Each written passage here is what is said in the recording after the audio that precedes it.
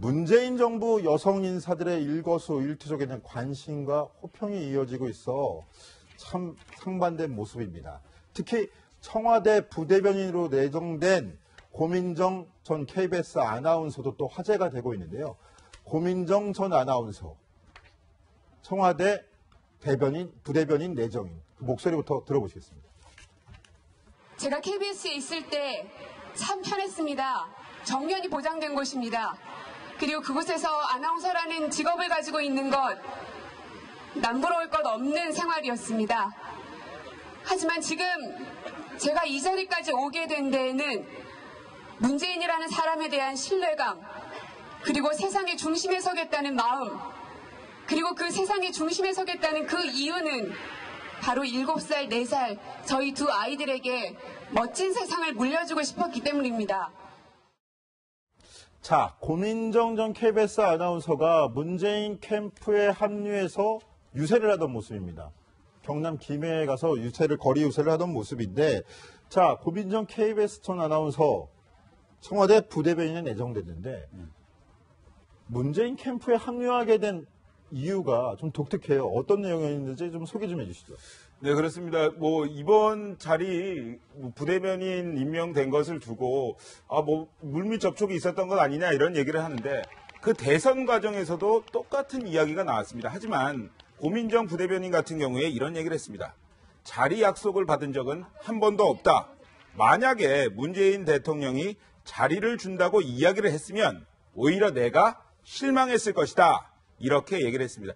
사실 문재인 대통령을 돕기 위해서 방송사도 그만두고 그 전면에 나선 건데, 이러한 경선 과정 그리고 대선 과정에서 대변인으로 활동했던 이러한 경험들이 이번 부대변인 발탁에 굉장한 요소로 작용한 것 아니냐, 이러한 분석이 나옵니다. 자, 자리 약속을 안 해서 합류하게 됐다. 또 자리를 승낙하겠다. 자리를 준다는 이야기를 했다면 오히려 실망했을 거라고 얘기를 했는데, 자, 이현수 기자, 네. 우리가 고민정 청와대 부대변인 내정자 좀 뒤져봤더니 경희대 출신이에요. 네, 문재인 대통령, 김정숙 여사, 또 사위까지 전부 다 경희대 출신들인데 이게 경희대 학벌 아닙니까? 네, 동문이란 점도 하나의 특징이긴 한데요. 그 고미정 전 아나운서가 보여준 모습을 보면, 그러니까 문재인 대통령에 대한 인간적인 설레임을 가지고 있다고 해야 할까요? 지금 화면에 보면 이제 TV 토론할 때 넥타이랑 옷 매무새를 잡아주는 모습이 있는데요. 이렇게 지근거리에서 도움을 주기도 했었고요. 이 고민정 전 아나운서의 개인 SNS를 보면요.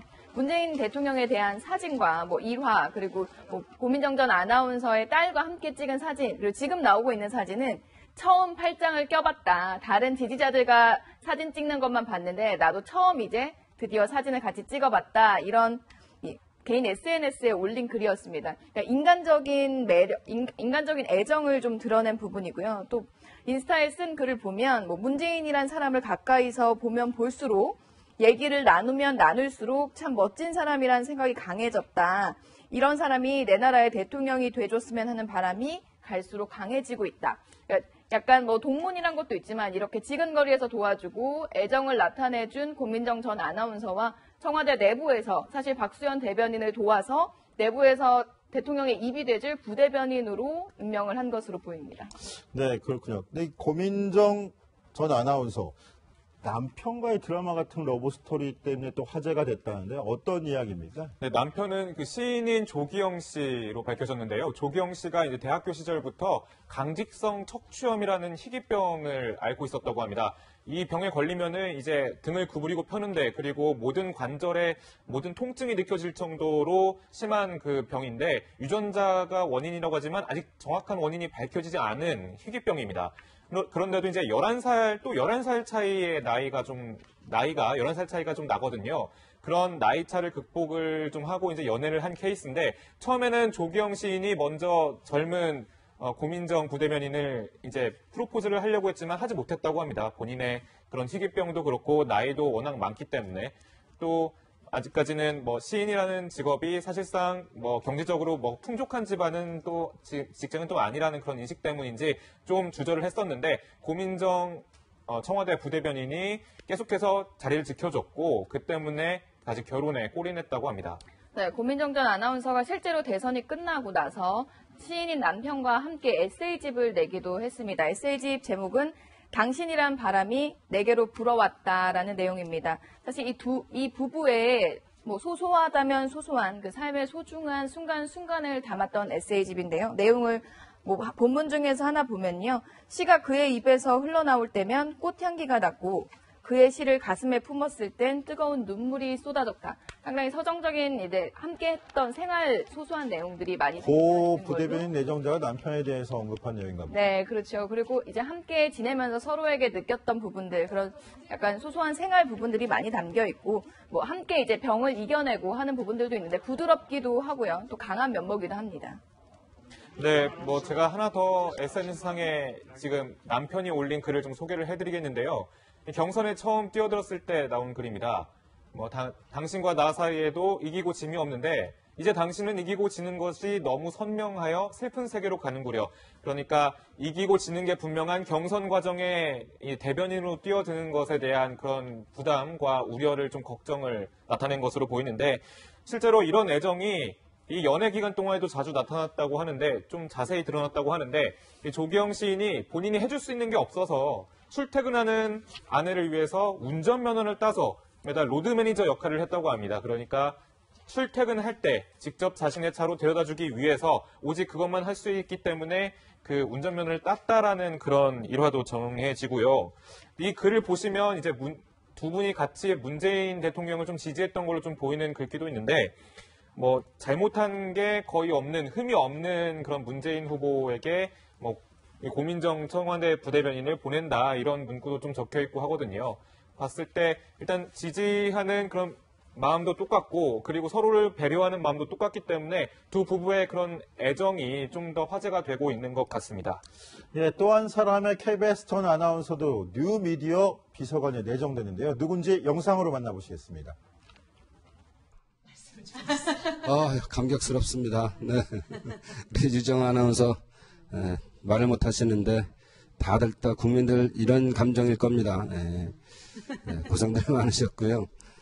이거보다는 더 나왔으면 좀 좋겠고요. 마지막으로 투표 동료 브리핑을 하고 나서 받은 출구조사에 저희가 너무 충격을 받았던 기억이 있어서 저희는 뭐 사실 이번에는 좀 다르다고 생각하고 시대가 다르다고 생각했지만 마지막까지 참 마음이 놓이지 않다가 실감이 되지 않고 이제 아무튼 예, 유정화 전 아나운서는 이제 울고 있는데 그 옆에 있는 사람이 박정 의원입니다. 그 출구조사가 끝난 직후에 아무래도 눈물을 흘리면서 기뻐하는 모습을 보이는데 사실 2012년 대선에서도 계속해서 문재인 대통령을 도왔거든요. 하기 때문에 5년이 지난 후에 또 대선 재수를 한 후에 맛보는 어떤 승리감 이런 것이 눈물로 나온 것이 아닌가 이렇게 생각이 됩니다. 자, 이현수 기자 청와대 출입을 했으니까 한번 물어볼게요. 네. 청와대 뉴미디어 비서관이라고 하면 어떤 일을 하는 겁니까? 그리고 좀 전에 저희가 고민정 네. 신임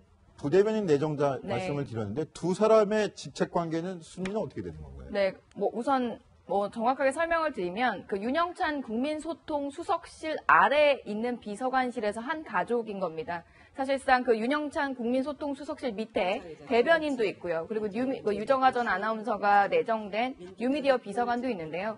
그 뉴미디어 비서관 같은 경우는 사실상 SNS도 관리를 하게 되고요. 그리고 홈페이지 온라인상에서 사실상 뭐 뉴미디어와 관련된 모든 소통과 관련된 업무를 한다고 보시면 될 것 같습니다. 그리고 고민정 전 아나운서가 내정된 부대변인 자리는 이제 박수현 대변인 밑에 함께 일하는 자리로서 이제 그 국민소통 수석실 안에 있는 모두 그 산하에 있는 비서관실이라고 보면 될 것 같습니다.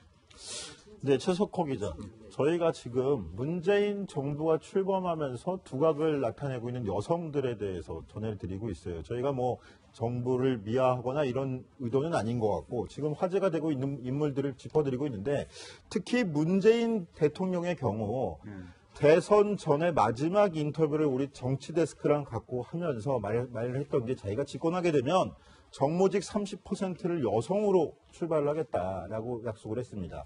자, 정무직이죠. 고민정, 유정화 아나운서. 다 여기에 대해서 이런 여성 인재에 대한 관심이 많다는 반증으로도 볼 수 있는 거 아니냐. 이제 실현이 차차 되고 있는 거 아니냐. 이런 얘기가 나오는데 어떻게 생각하세요? 그 내각을 30%를 먼저 여성에게 배분을 하고 나중에는 단계적으로 50%까지 늘리겠다 이러한 이야기를 했는데요. 사실 뭐 이러한 보훈처장 인사도 그렇고 이러한 것들이 어떤 여성과 함께하는 정부를 만들겠다. 이러한 노력의 한 수단으로 보입니다. 그런데 이 비서실안, 아까 이제 홍데스크 말했듯이 비서실안, 여기 정무직 여기에서는 고위직에서는 사실 여성들이 30%를 채우기는 약간은 힘들 것이다. 이러한 관측이 나옵니다. 왜냐하면 지금까지 6명의 비서실 인사가 발표가 됐는데 1명, 조현옥 인사수석만 여성입니다. 그렇기 때문에 초반에는 약간 청와대에서는 여성이 30%까지 나올까? 이러한 분위기가 강한 게 사실입니다. 네, 그런데 뭐 사실 뭐 그 이전 정부에서도 여성을 많이 기용하겠다라는 목표치를 세우지 않은 건 아니었습니다. 뭐 박근혜 정부 또한 뭐 저희가 취재를 해봤을 때 아니 여성을 많이 쓴다고 해놓고 왜 이렇게 기용을 안 하세요라고 물으면 여성 인재 풀이 확보가 되어 있지 않다라는 설명을 많이 했었는데요. 저는 그런 측면에서 청와대 인사수석을 여성으로 기용한 건 사실 상당한 의미가 있는 행보라고 봅니다. 이 여성 인사수석이란 자리에 여성을 앉혀서 적극적으로 여성 인재를 발굴하고 이제 여성 인사를 적극적으로 하라는 약간 그 문재인 대통령의 의지가 담긴 인사이기 때문에 그래서 문재인 대통령 의지가 담긴 만큼 챙긴다면 뭐 여야 동수 내각은 뭐 조금 시간이 걸릴지라도 이 30% 목표치는 그래도 채울 수 있지 않을까라는 생각도 해봅니다. 자, 최석호 기자. 지금 피우진 보훈처장 얘기도 좀 전에 언급했는데 전 보훈처장이 여성이 기용된 건 이번에 처음 본 것 같아요. 예, 처음이라고 그러더라고요. 예, 그런 의미에서 더 의미가 있는 게 아니겠습니까? 그렇죠. 여성 내각 30% 그리고 차후적으로는 50% 이것을 내가 지켜보겠다. 이러한 노력을 하고 있다. 이러한 메시지를 주는 것으로 보이는데요. 사실 여성의 자리가 여성이 보훈처장 자리를 맡는 것은 요번이 처음이고 굉장히 쉽지 않은 일이라고 하는데 파격적 인사의 일환이다. 이렇게 볼 수 있겠습니다. 피우진 보훈처장 지난 2013년에는 저희 이제 채널A에 출연을 해서 이렇게 밝히기도 했습니다. 한번 당시 영상 보고 오시겠습니다. 그런데 창설될 당시에는 육군에서만 여군이 있었고 네.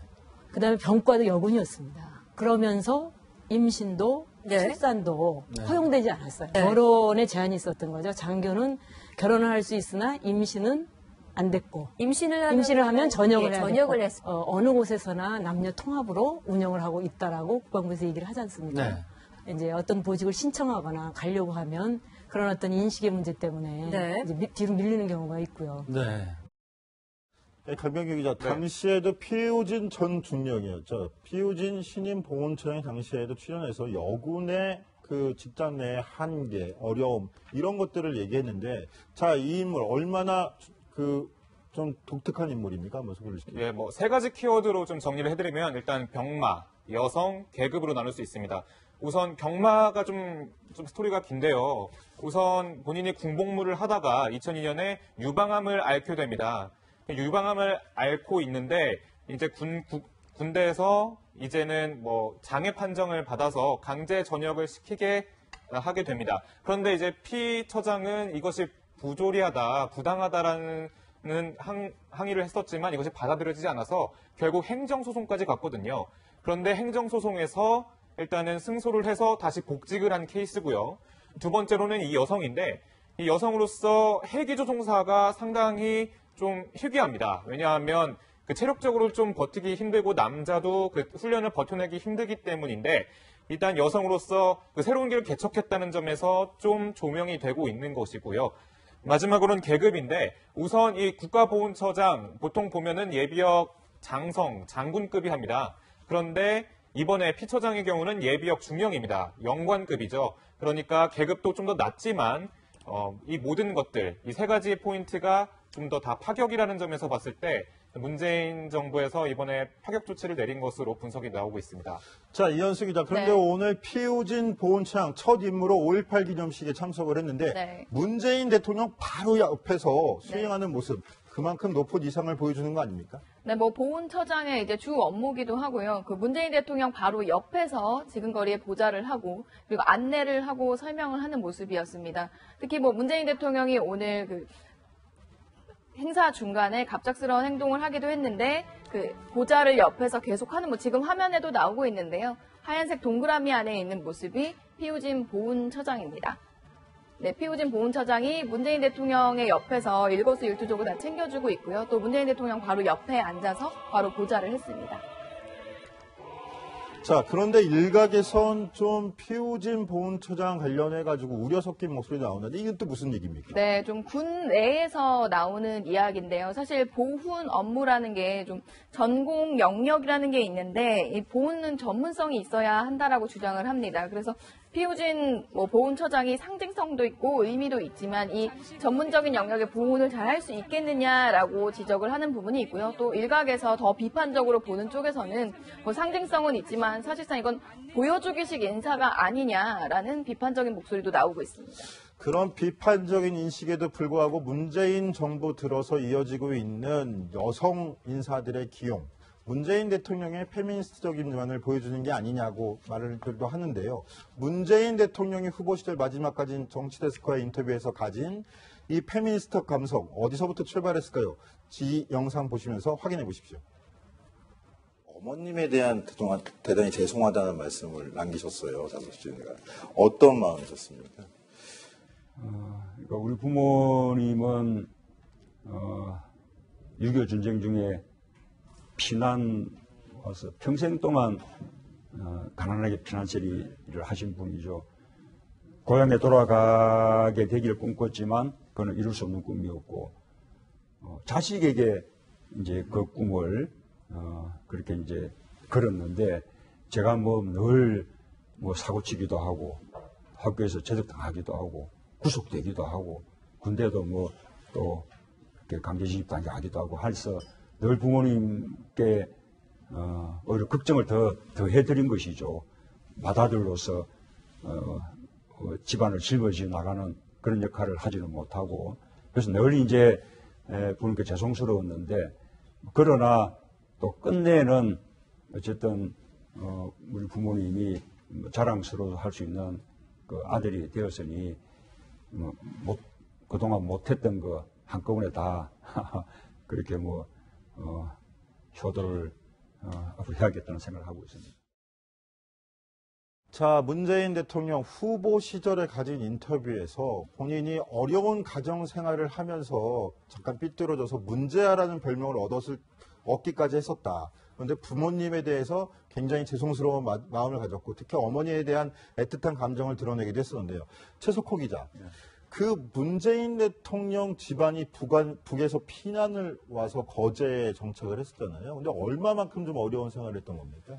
예, 지난 2월이죠. 김정숙 여사가 거제 남정마을을 찾아서 이런 이야기를 합니다. 시부모님이 이곳에서 아들 문재인을 낳았습니다. 그런데 사정이 너무 어려워서 주민들 도움으로 연명을 했습니다. 이렇게 지금 보면 되게 그렇게 큰 집이 아니고 한데 문재인 대통령 부모님 6.25 때 거제로 피난을 와서 한 7년 동안 거제에 살았습니다. 그런데 당시 이제 문 대통령 아버지가 포로 수용소 노무자로 일자리를 얻었는데 이게 너무 시급이 낮고 수입이 부족하다 보니까 어머니가 또 다른 계란 장사, 계란 행상을 해서 먹고 사는 것을 해결했다고 합니다. 굉장히 가난하긴 했다고 하더라고요.